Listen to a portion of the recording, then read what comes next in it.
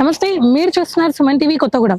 భద్రాద్రి కొత్తగూడెం జిల్లా కొత్తగూడెం క్లబ్ వేదికగా Balotsav children cultural society ప్రముఖ వైద్యులు, సాహితీవేత్త డాక్టర్ వాసిరెడ్డి రమేష్ బాబు గారి ఆధ్వర్యంలో ఎంతో ఘనంగా జనవరి 23, 24 ఈ 2 రోజులలో పిల్లల్లోని ప్రతిభను వెలికితీసే ప్రయత్నంలో భాగంగా కథ, కవిత కార్యశాల అనే కార్యక్రమం జరిగింది. ఈ కార్యక్రమంలో ఎంతో మంది ప్రముఖులు పాల్గొన్నారు. అందులో వివిధ పాఠశాలల నుంచి విద్యార్థులు ఇక్కడికి వచ్చి ఈ కార్యక్రమంలో పాల్గొన్నారు. మరి ఆ కార్యక్రమ విశేషాలు ఏంటో మనం చూద్దాం. తప్పనిసరిగా వాళ్ళ జీవితం పూలపాన్పు అయిపోతుంది.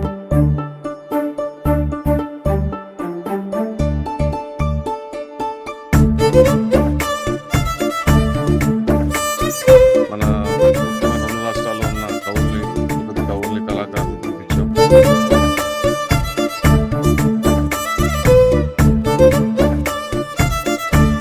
మొత్తం 240 మంది పిల్లల్ని 8 తరగతులుగా విభజించడం జరిగింది. సో ప్రస్తుతం నేను బాలోత్సవ్ కన్వీనర్ డాక్టర్ రమేష్ బాబు గారితో ఉన్నాను. ఒకసారి సార్తో మాట్లాడదాం. సార్ నమస్కారం అండి. నమస్తే అమ్మా.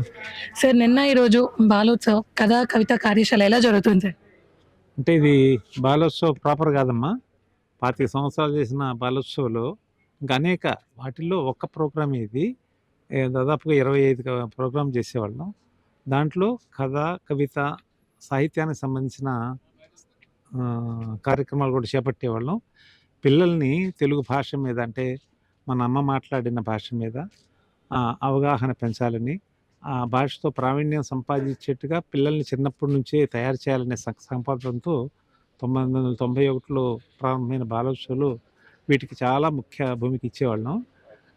పిల్లల్ని కథలు రాయించటము, కథలు చదివించటము, కథలు విశ్లేషించటము, కవితలు రాయించటము, ఇతరులు రాసిన పెద్దలు రాసిన కవితల్ని కూడా విశ్లేషింపజేయటము, ఇవన్నీ ప్రోగ్రాం పెట్టేవాళ్ళం. అంటే పోటీలుగా కాకుండా ఒక వర్క్షాప్ లాగా 2 ఉభయ రాష్ట్రాల నుంచి అనేక మంది కవులు, అనేక మంది కథకులు వచ్చేవారు. పెద్దవారందరూ వచ్చేవారు అన్నమాట.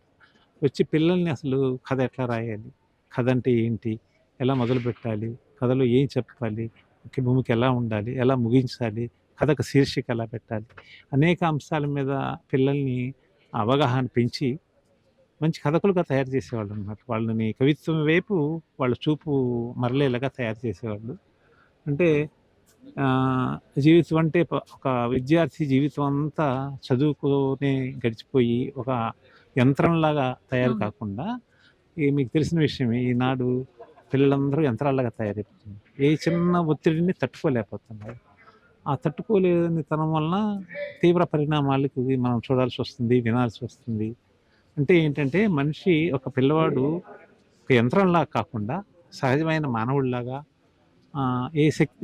ఎట్లాంటి ఆటంకాలు వచ్చినా తట్టుకోగల వ్యక్తిలాగా తయారు కావాలి. దేన్నైనా ఒక మంచి లక్షణం అనేది అతను ఏర్పడాలి. తర్వాత కళ పట్ల, ఏదో ఒక కళ పట్ల ఆసక్తి పెరగాలి. ఆసక్తి పెరిగినట్టు ఏమవుతుందంటే వాడు ఏదైనా ఒత్తిడి వచ్చింది అనుకోమ్మా, ఫర్ ఎగ్జాంపుల్ ఏదైనా క్లాస్లో ఒత్తిడి కానీ, లేకపోతే రేపు ఉద్యోగం చేసేటప్పుడు ఒత్తిడి కానీ వచ్చిందనుకో, ఆ ఒత్తిడిని తట్టుకోవడానికి అతనికి ఏదైతే ఆసక్తి ఉందో, పాటలంటే ఆసక్తి, కాసేపు కళ్ళు మూసుకొని ఆ పాటని విన్నాడనుకో హాయిగా, లేకపోతే ఒక పాప నృత్యం పట్ల ఆసక్తి ఉంది, ఒక తట్టుకోలేని ఇది వచ్చింది, అప్పుడు వెంటనే తలుపులు వేసుకోవటం, కాసేపు నృత్యం చేస్తుంది అన్నమాట.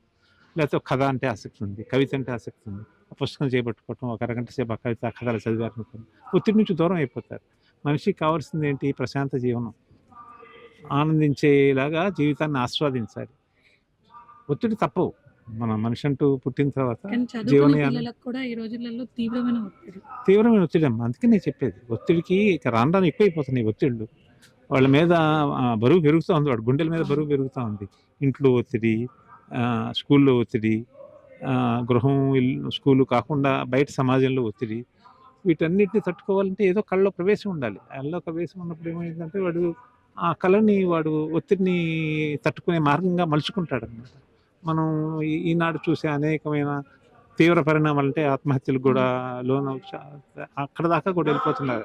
ఇవన్నిటికీ ఈ నుంచి తప్పించుకోవాలంటే మాత్రం ఇది ఒక్కటే మార్గం. వాళ్ళకి సూసైడ్ థాట్స్ రాకుండా వాళ్ళకి వేరే పరంగా, అంటే వేరే కళ పరంగా వాళ్ళని ఎంకరేజ్ చేయడానికి ప్రోగ్రామ్ కండక్ట్ చేశారు కదా. సో మరి పిల్లల స్పందన ఎలా ఉంది సార్? అద్భుతంగా ఉందమ్మా. చూడండి, ఇప్పుడు చూసారు కదా, మీ దాదాపు 300 పిల్లలు ఉన్నారు. మనం ఇచ్చింది ఒక పిలుపు, రండి మాతో 2 రోజులు గడపండి.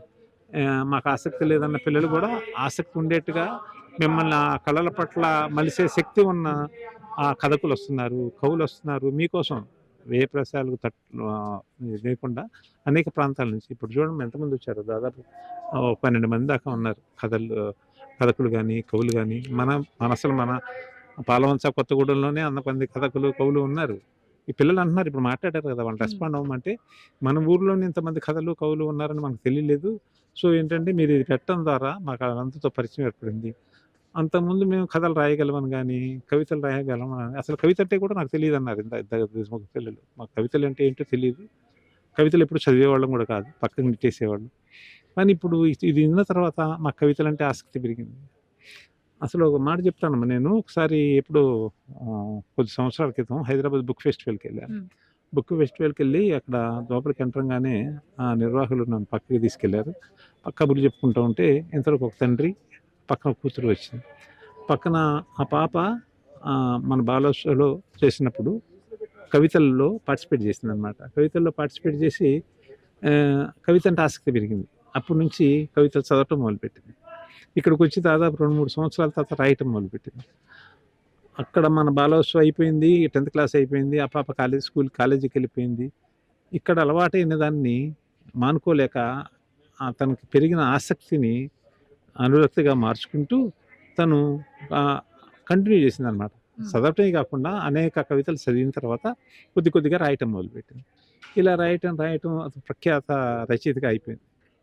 రాసి ఇంగ్లీష్లో కవితలు రాసుకొచ్చి ఆ రోజు బుక్ ఫెస్టివల్ రోజున తన ఆవిష్కరణ ఉంది ఆ రోజున. సో నేను కనపడేటప్పుడు ఆ పాప చాలా సంతోషించింది. ఇదంతా మీ బాలోత్సవం, నేను కాదు మా బాలోత్సవం. ఈ బాలోత్సవం వల్లనే అక్కడ చదివిన అందరితో విన్న కవితలు కవులు వచ్చి మాకు చెప్పడం ఆసక్తి పెరిగింది. అప్పటి నుంచి కవిత్వం మీద ప్రేమ పెరిగింది. ఆ ప్రేమ ఇలా ఈ పుస్తకాన్ని నేను రాయటానికి తీసుకొచ్చిందండి.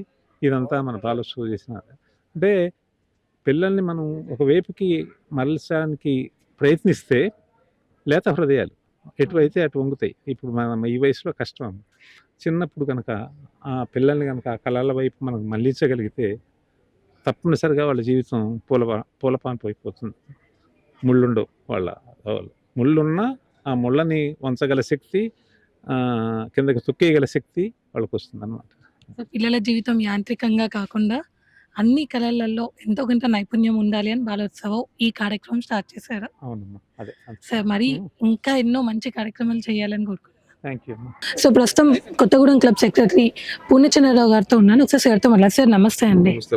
సార్ 2 రోజులు బాలోత్సవం ఎంతో ఘనంగా జరిగింది, దీని గురించి మీ స్పందన ఏంటి సార్? ఈ బాలోత్సవంలో ఇది ఒక భాగం అమ్మ. ఇది పిల్లలకి కథల మీద కవితల మీద వాళ్ళకి ఎంకరేజ్మెంట్ చేయడానికి, వాళ్ళకి శిక్షణ ఇవ్వడానికి మన ముఖ్యమైన 2 రాష్ట్రాల్లో ఉన్న కవుల్ని, పెద్ద కవుల్ని, కళాకారుల్ని పిలిపించాం. పిల్లల్ని మన జిల్లాలో ఉన్న అన్ని స్కూల్స్ నుంచి కూడా 8, 9, 10 తరగతుల పిల్లలందరూ కూడా వచ్చేసారు. 2 రోజులు కూడా వాళ్ళు చక్కగా శిక్షణ కార్యక్రమంలో పాల్గొన్నారు. వారికి ఏంటంటే కవులు వాళ్ళకి సరైన శిక్షణ ఇచ్చారనమాట. ఈ 2 రోజులు భవిష్యత్తులో ఏ విధంగా వాళ్ళకి ముందుకెళ్ళాలన్న దాని గురించి వాళ్ళు శిక్షణ ఇవ్వడం జరిగింది. ప్రముఖ కవి సుబ్బారావు గారితో ఉన్నాను. ఈ బాలోత్సవంలో సార్ పాత్ర చాలా విశేషం అని చెప్పాలి. సార్ నమస్తే అండి. నమస్తే. సార్ ఈ సంవత్సరం బాలోత్సవంలో ఎంతమంది పిల్లలు పాల్గొన్నారు? సుమారుగా 240 మంది విద్యార్థులు పాల్గొన్నారు. ప్రభుత్వ పాఠశాలల నుంచి ఒక 20 పాఠశాలల నుంచి 120 మంది విద్యార్థులు పాల్గొన్నారు. అలాగే ప్రైవేట్ పాఠశాలల నుంచి ఒక 100 మంది విద్యార్థులు, ఆశ్రమ పాఠశాలకు సంబంధించి ఒక 20 మంది విద్యార్థులు, మొత్తం 240 మంది విద్యార్థులు ఈ 2 రోజులు జరిగినటువంటి కథా కవిత కార్యశాలలో పాల్గొనడం జరిగింది. సార్ పిల్లలకి ఏ అంశాల మీద కథలు రాయమని ఇచ్చారు సార్? ముఖ్యంగా మారిన మనిషి అనేటువంటి దాని మీద, తర్వాత ఇప్పుడు చదువు యొక్క విలువ గురించి చెప్పేటువంటి విద్యా విలువ అనే దాని మీద, ప్రకృతిని వర్ణిస్తూ కవిత్వం రాయమని చెప్పి ఇవ్వటం జరిగింది. వచ్చిన పిల్లల్ని గైడ్లైన్స్ చేయడానికి వచ్చిన వివిధ కవులు, ప్రముఖులు ఎక్కడెక్కడి నుంచి వచ్చారు సార్? మొత్తం 240 మంది పిల్లల్ని 8 తరగతులుగా విభజించడం జరిగింది. ఇందులో 5 కథాంశానికి సంబంధించినటువంటి తరగతులు, 3 కవితాంశానికి సంబంధించిన తరగతులు విభజించటం జరిగింది. ముగ్గురు కవులలో నాగరాజు గారు అని కేంద్ర సాహిత్య అకాడమీ యువ పురస్కార గ్రహీత, వారు శ్రీకాళహస్తి నుంచి వచ్చారు. ఆ తర్వాత రవికుమార్ గారు, కోసూరి రవికుమార్ గారు అని దాచేపల్లి నుంచి, పల్నాడు ప్రాంతం నుంచి కవిత్వానికి రావటం జరిగింది. అలాగే కథకు మనకు దేశరాజు గారు, తర్వాత శ్రీనివాస్ గౌడ్ గారు, తర్వాత బాల రచయిత పుప్పాల కృష్ణమూర్తి గారు మొదలగు వారు వచ్చి తరగతులను తీసుకోవటం జరిగింది.